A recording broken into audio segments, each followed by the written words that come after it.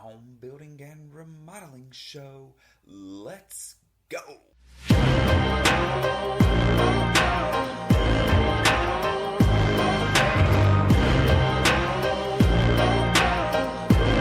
Welcome everybody to the home building and remodeling show. My name is Chris Kirby and I'll be your host.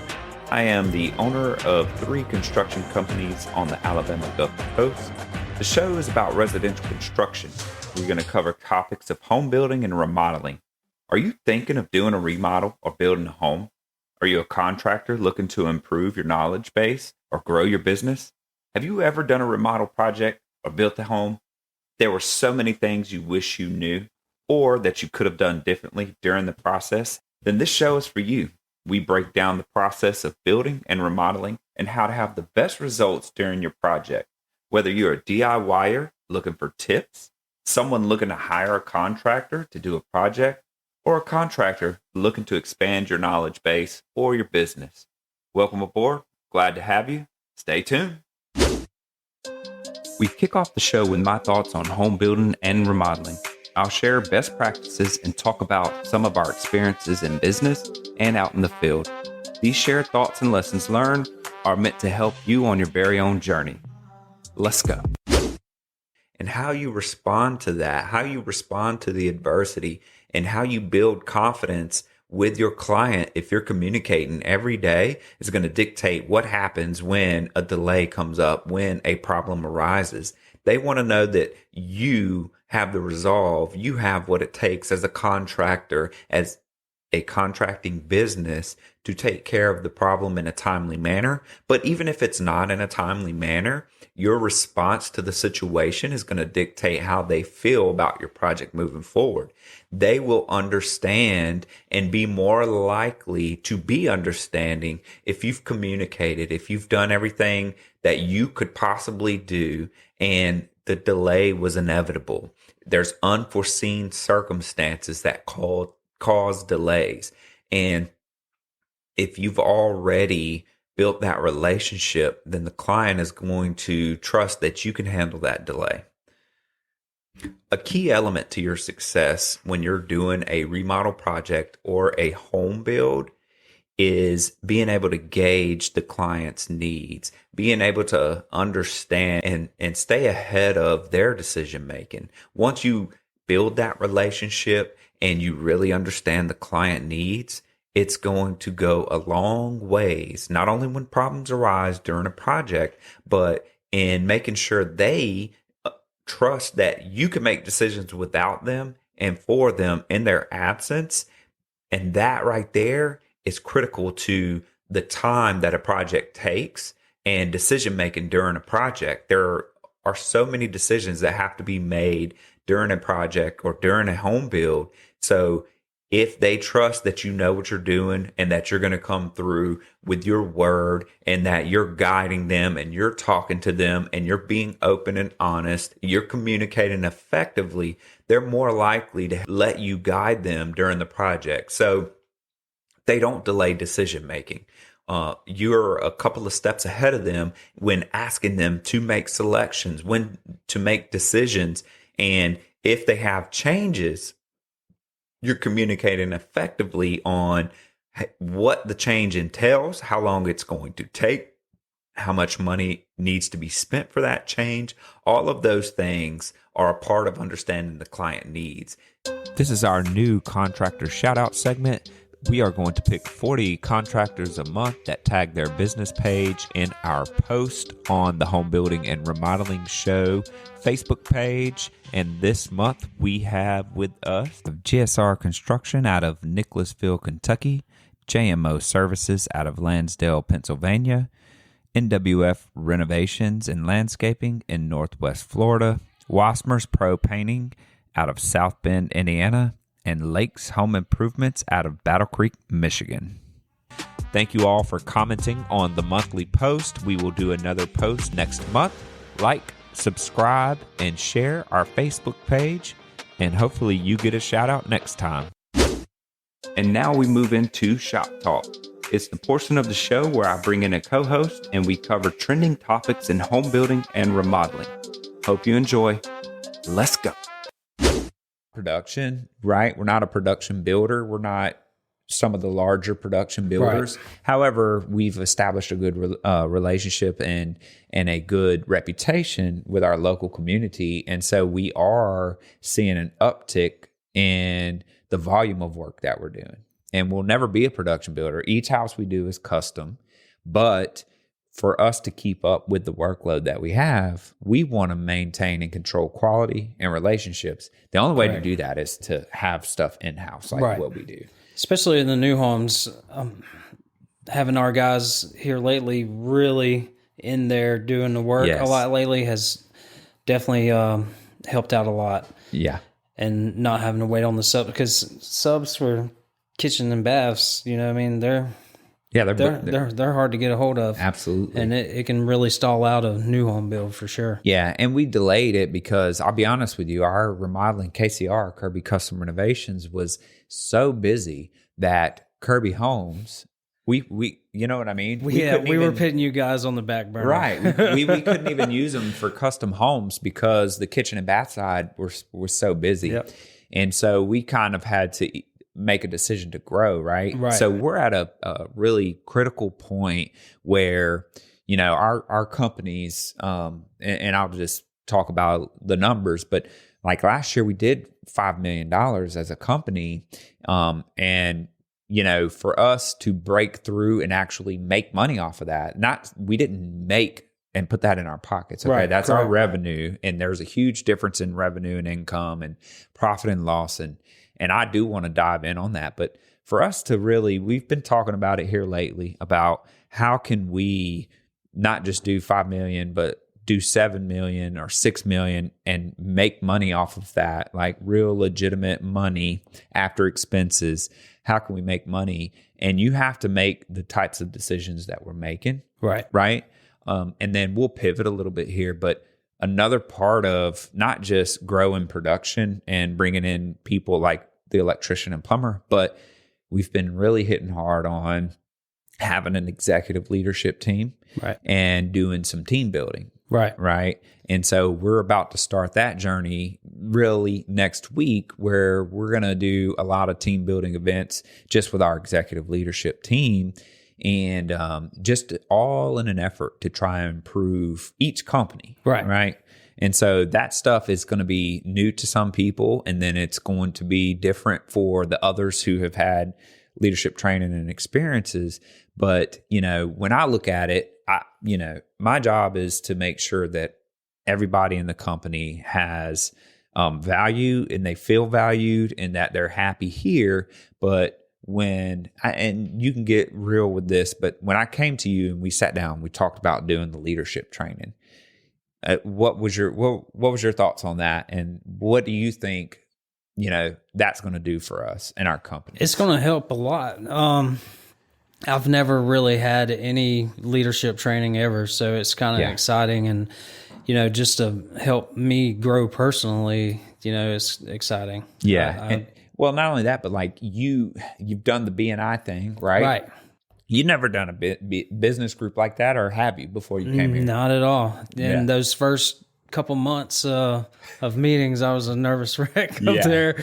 But then, you know, now it's just it's like going, because we got a smaller group. So right now it's just kind of going and hanging out with my friends and talking business. You know? It does. Yeah. So that relationship you started in the BNI, where it was, man, what is Chris doing? He's sending me to this group, right? Business Networking International is what BNI is, but it's a business network group where you refer business back and forth. But, you know, those things help your professionalism. Yes. Right? I mean, would you agree?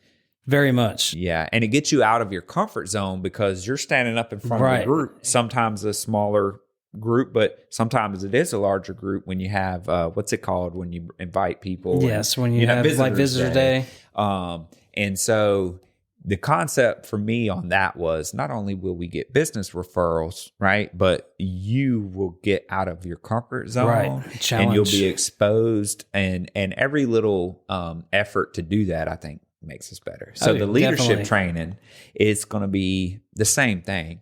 It's something that you've got to be willing and wanting to do. But the reason we're going to do it is in an effort to make the company better. Right. You know what I mean? And so I think we've got a good core group that's going to be a part of that. I do too. But the value in us forming even closer bonds to make sure that we're taking care of the companies. That's what it's really about for us. And again, it's something that you've never done, but you've flourished in that. I think you're even, are you on the board or you're one of the, what are you? Yeah, I'm in the leadership. I was the guest host. Yeah. My first year. Yeah. They voted, like my second weekend, they made me the guest host. Yeah, that's what happens when you get in those the visitor host. And then now I'm on the membership committee. Very this cool. year. Yeah. And so you actually sit down and interview people who want to become members and and just kind of find out, and that you just, you know what I mean, just make sure they're a good fit for the group, and you know, if we can help each other out. You know? And speaking of like groups and good fits and things like that, you know, we are bringing on people that we didn't just go out and find subs and say, come join our team. So we kind of had to, again, it was their character, right? Right. So that's a huge thing here at Kirby is character. Yeah. You know what I mean? Because we're like just one big family. So, you know, if you don't kind of vibe, you're probably not going to work out. Well, you know, not that you can work, you know, but it's the integrity piece. Yeah. It's you just got to be a good human being, you know what I mean? And and showing up and being consistent. Care. You know what I mean? One of the hardest things for people to learn in any, not just contracting, but in any small business is how important it is to show up. How important it is to be consistent. Yes. Right. Just being reliable, especially in this field of work, because if you call in, and especially if you're a crew lead, that job's dead for the day. You know what I mean? And it throws you in a huge bind. And it's hard and we have to pivot. I mean, we have to figure out, customers don't want to hear that a guy called out. Well, where's somebody else? You know what I mean? Yep. And that's one of those things. Again, when you're doing your estimating, and it's full circle back to the estimating piece. But when you're doing your estimating, you don't know what's behind the wall. And so you do your best guess when you do the estimate, and there's going to be stuff you find. But also when you do your labor number, again, if you right price that, if you say it's going to take 7 days and you bid for 7 days because you're scared to bid for 10 in fear of losing a job, the minute you go 7 days, you're probably going to break even or lose money. Yes. The minute you go 8, you've lost money, right? So you have to protect yourself, and you just said it. We've got crew leads that'll call out. We've got helpers that'll call out. There's legitimate times where they are sick and they need to be home or be with their kids. So we build our work schedule around that. And that way, if there is a 1 day or 2 day delay, we've told the client 10 days, not 7 and not 5. You know what I mean? So those are some of the little things that we do around here, and we'll continue to dive into increasing our profit margins and why we do some of the things that we do. And trust me, we do a lot of what we do because we have learned hard lessons. Right. Exactly. So everything we do, we continually talk about process improvement, time management, hiring the right employees, and we're constantly recruiting, because it's inevitable when you get to a point where we're 30 deep that somebody is going to move on, and it's not all negative. It's not all, they've just quit, or, you get that. You get the people who just quit or don't show up, and it is what it is. But they move on to more successful positions, or they move on to different careers or whatever. So you always have to be on the lookout for new talent, always. Yeah. And because bring them in. Don't be scared to do it. Right. I always keep my ear out for somebody, you know what I mean? Yeah. And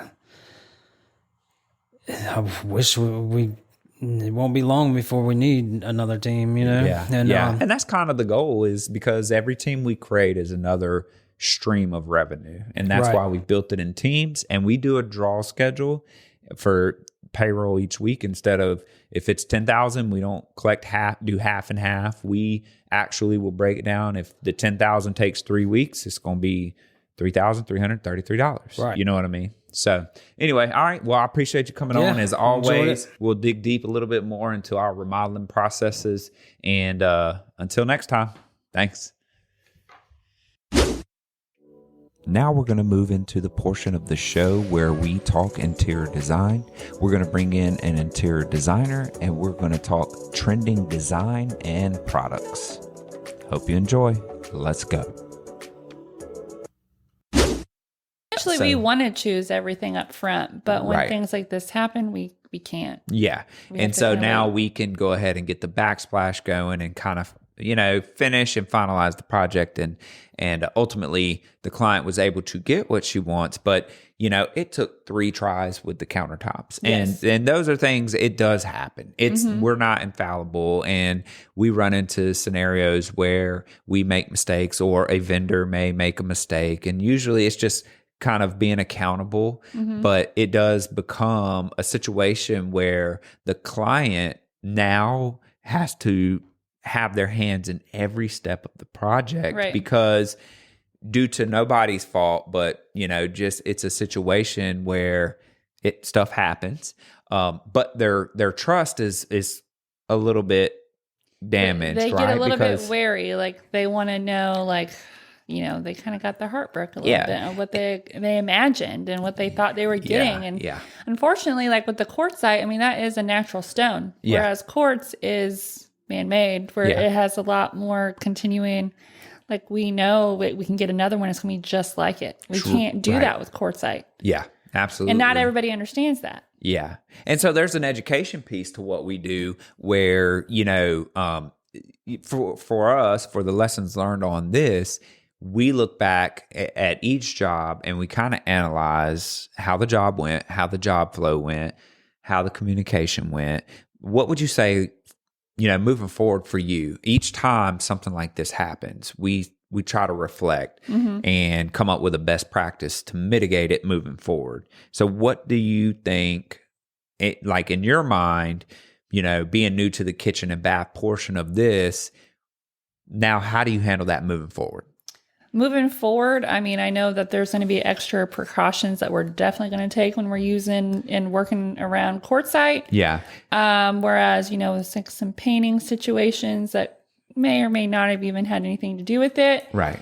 We're covering things with plastic or paper, where like paper is porous. Anything can come through it. We really need to use things like plastic. We really like something thicker, something that that it cardboard cannot that it can't absorb or soak through to got cause you. any issues or anything like So that. tip of the day, if you're going to have, because it wasn't just a countertop replacement, so this was twofold. We did get the cabinets refinished. So we had somebody come in and refinish and paint the cabinets, and they did well as far as covering up everything. However, it could have been the fact that you're using paper to cover everything, and it could have been some of the material, some of the product used to paint the cabinets absorbs into the countertop. And so you want to make sure that whatever you're doing, if you're doing a countertop replacement, even if you're not doing a countertop replacement, the stuff that you're using, if you're going to refinish or paint in that kitchen on site, which most of the time, if the countertops aren't being replaced and you are getting your cabinets painted, a lot of people or companies, I know we do, and will take off the doors and bring them to a shop and do the doors in-house. But the faces, you can't rip out cabinets. Right. So you're going to paint the cabinets on site. So there's no doubt 100% of the time that when you're painting on site, you're using products you should be covering, right? And for us, it was covered. But what you don't think about is, and this is, again, just comes from experience, but like with this, it would have been fine using the paper that we used or that they used to cover on most countertops. Yes, But on given most. that it was quartzite, It's a little bit more vulnerable, I guess you could say. And so, and some of you more experienced designers out there may have known about this. I would love to hear if you did, but that was the first time I've ever heard of ballooning or water ballooning. And so it was a lesson learned for us, a tough one because that stuff's expensive.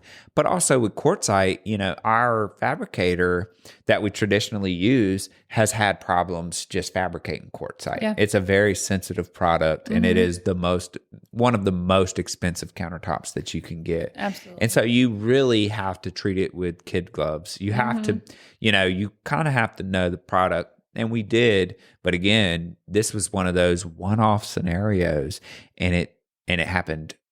First it was the ballooning, then it was the seam.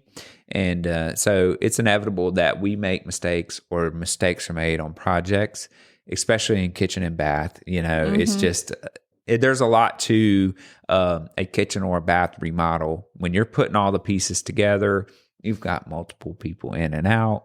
So, but for you guys, it's just really keeping the vision intact. And then when something like this happens, right? How do you handle that with the client? So the client is going to be upset because they didn't get the exact piece. So their original piece that they wanted, obviously they didn't get. They ended up with something that they were happy with and hopefully just as happy. But when this was all happening, what were you doing in the background? Like, how were you keeping the client's confidence? Talking with everyone. Yeah. So talking to the project manager of, us as KCR and the cabinet people and the countertops, like really filling everybody in on the gaps as far as like, okay, look, this is what we're dealing with. This is what we want to avoid. So I need full trust in you to make sure that we're not going to have any more issues. Right. But it's just a lot of communication and just making sure that we understand the integrity of the products and then what everyone else is using and how they're going to, execute it. Well, and I think too, it was, at this point you're reactive because it's already happened. Right. But how you handle that and communicate with the client makes all the difference. Absolutely. Right. So, and you said it's almost at that point you have to over communicate because they're aggravated. They can't be in their kitchen or whatever it is for already a week, 2 weeks, 3 weeks, and then stuff happens. And so, and Christy has said it before on other episodes that you're acting as a mediator because they're going to call you and say, it's as simple as one of the construction guys running the tile vertical instead of horizontal or horizontal instead of vertical. Right. And you're like, wait, let me, you know what I mean? I think that what we have realized too, we're really like the quality control of the project. Ah, that's a good way to put it. So as the interior designer, right, you're overseeing the project. And, if you're working with contractors and clients, you're continually checking for quality, right? And so it's your job to talk to the project manager or talk to who's running construction if you notice something. Right. And you should be an advocate for the client. Absolutely. Right? You should be looking, and we never try to say, maybe they won't see it. Right? No. You know what I mean? Because they're going to eventually. It may not be at the time we're there, but later. But when they're at home and they start, like, I'm a very tactile person, so I touch a lot of stuff. Yeah. But, just even with the seams. Yeah. Like that client, she was feeling for the differences. And can feel it. Yeah. Like there's just so many different things that they examine when, they sit and look at it for a week after we pull out and everything's done. Yeah. They're seeing more and more. And if they don't see what they thought they were getting, they're not going to be happy. Well, not only that, but then, it speaks volumes when you actually call out something that they had no idea was a problem or was not right. Yeah. So, and I've seen that happen where you actually, as the designer, have free reign for the vision piece and you put together a vision and the client's like, ooh, love it. And the designer's sitting back going, what? That's not really what I intended it to be. And you call it out and they're like, okay, that's all, because then you're really acting on their behalf and then it lets them know I would have never seen that. I would have never said anything about that. I thought it looked great. So it just shows that we have integrity and that you're looking out for their behalf. Right. So communication is key. Yes. And then acting as a mediator, but just making sure that you call out mistakes as they happen. And where I think most people will take offense when you call out a mistake is in how you do it. So if you're standing in front of the client and you're, pointing and you shouldn't really do that. No. You should pull them to the side or, just, hey, and then after the fact, go back to the client and say, hey, I had a talk with, Jimmy Joe or whoever, and we talked about, I noticed that. So don't worry about it. I got it. Yeah. It should really be like separate conversation. Like as far as I'm concerned is I'm the ears to listen to their concerns as far as, I know what they want. I painted the vision. Now let's make sure they get it. Any concerns they have or anything that I see, we can discuss, but I'm going to go to my guys and talk to them and say, okay, how are we going to solve this to make sure it's right? Yeah. And then go back to the client and say, okay, this is the action plan that we're taking and that we're going to take care of. Right. And a lot of that should be happening internally, Oh, yeah, absolutely. Okay. Awesome. Well, I appreciate you coming and as always, just talking about projects with us. And we look forward to catching up on the Sports Academy next time you're on the show and, just listening to some more of our trials and tribulations in the construction world and especially the interior design side. So, all right. Thanks. Thanks for having me. Thanks for joining us today. As always, we are grateful for our listeners and your continued support. Please subscribe to our YouTube channel. Follow us on social media via Facebook, Instagram, and TikTok. Get more info at our website, www.thehomebuildingshow.com. And as always, remember who we are, the Home Building and Remodeling Show.